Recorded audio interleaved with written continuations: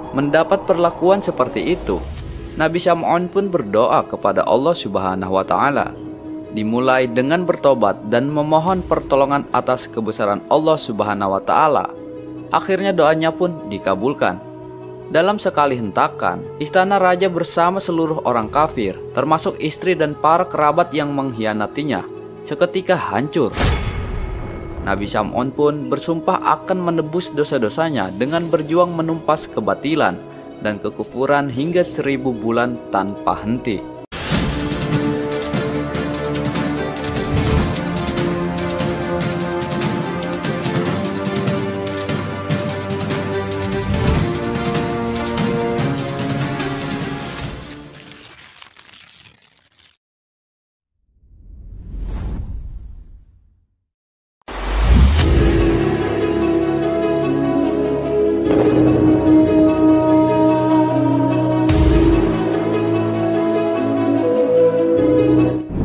Assalamualaikum warahmatullahi wabarakatuh. Sahabat keramat wali, kali ini kita akan membahas tentang kisah Nabi Syam'un, Nabi terkuat dan tak terkalahkan. Nabi Syam'un mampu beribadah selama 1000 bulan tanpa henti. Mungkin di antara kalian sudah pernah ada yang mendengar kisah Nabi Syam'un. Siapa sangka bahwa Nabi yang satu ini memiliki kekuatan bak superhero, bahkan bisa dibilang sebagai nabi yang paling kuat. Sebuah legenda menyatakan bahwa Nabi Syam'un Goji alaihissalam adalah seorang pejuang dan pahlawan yang tak kenal takut. Berbekal iman, dia bahkan berani menantang raja kaum kafir pada saat itu. Dia juga diketahui memiliki seorang istri yang berkhianat. Bahkan istrinya rela menukarkan suaminya ini dengan harta yang ditawarkan oleh Raja Israel. Akibat pengkhianatan itu, Nabi Syam'un mendapat siksaan bertubi-tubi dari Raja Israel. Legenda tentang Syam'un ada jauh sebelum Rasulullah SAW lahir. Dalam kisah para nabi disebutkan bahwa Nabi Syam'un sanggup beribadah selama 1000 bulan yang diisi dengan salat malam dan siangnya berpuasa. Inilah yang membuat para sahabat Rasulullah terinspirasi. Para sahabat Nabi kerap menanyakan tentang ibadah yang pahalanya setara dengan 1000 bulan, seperti yang dilakukan oleh Nabi Syam'un. Hingga akhirnya turunlah wahyu yang disampaikan malaikat Jibril kepada Rasulullah SAW tentang malam 1000 bulan. Nah, kali ini kita akan membahas kisah atau cerita Nabi Syam'un al-Goji alaihissalam. Nabi Syam'un Goji alaihissalam adalah kisah Israiliyat yang diceritakan turun-temurun di Jazirah Arab. Kisahnya ada di dalam kitab Muqasyafatul Qulub dan kitab Qisasul Anbiya. Diriwayatkan bahwa Nabi Syam'un hidup dengan dikaruniai fisik yang sangat kuat hingga tak terkalahkan. Konon Nabi Syam'un bahkan bisa merobohkan istana dan meluberkan besi. Hidupnya hampir dilalui dengan berperang bersama senjatanya yang bernama liha jamal yang terbuat dari tulang rahang unta. Senjata liha jamal ini bukanlah pedang sembarangan. Selain digunakan sebagai senjata untuk menumpas musuh, pedang tersebut juga merupakan perantara antara dirinya dengan Allah Subhanahu wa Ta'ala. Jadi pedang liha jamal Nabi Syam'un ini multifungsi, bisa buat berperang, bisa juga bisa mendatangkan makanan dan minuman atas izin Allah Subhanahu wa Ta'ala. Nabi Syam'un al-Goji hidup di masa umat manusia menyembah berhala. Dengan pedangnya itu, dia bisa melawan orang-orang kafir seorang diri. Konon katanya, hanya dengan liha jamal inilah Nabi Syam'un dapat membunuh ribuan orang kafir. Bukan hanya itu, kekuatan Nabi Syam'un juga membuatnya sanggup beribadah selama 1000 bulan yang dia isi dengan sholat malam dan berpuasa di waktu siang. Selama 1000 bulan, Nabi Syam'un menjadi pembela agama Tauhid dan berperang melawan musuh Allah bersama pedang ajaibnya itu.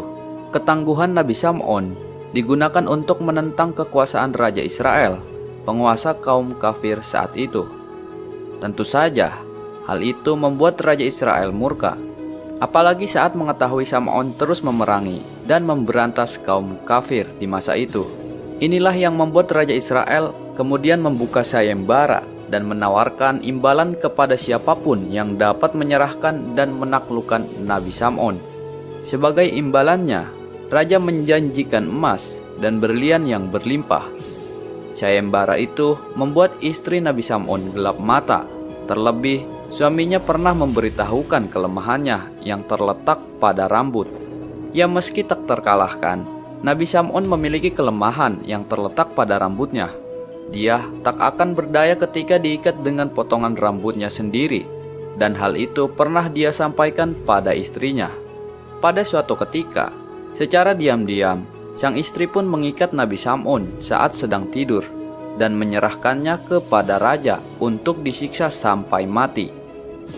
Saat terbangun, Nabi Sam'un merasa sangat sedih saat mengetahui yang dia percaya dan cinta justru telah berkhianat.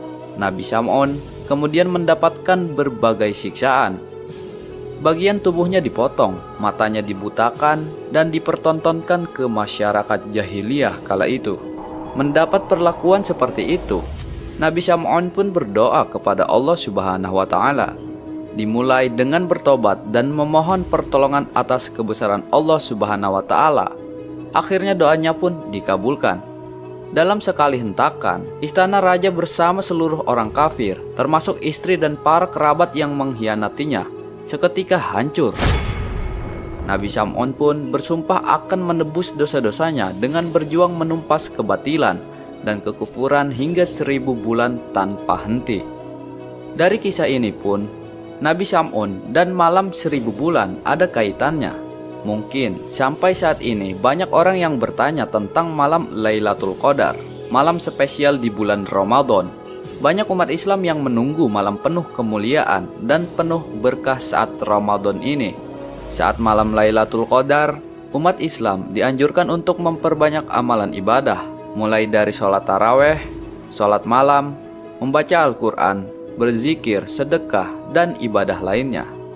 Rupanya kisah Nabi Sam'un ini menjadi salah satu alasan munculnya malam Lailatul Qadar.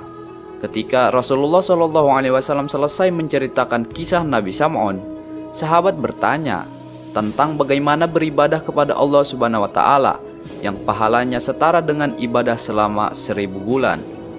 Rasulullah SAW kemudian diam sejenak.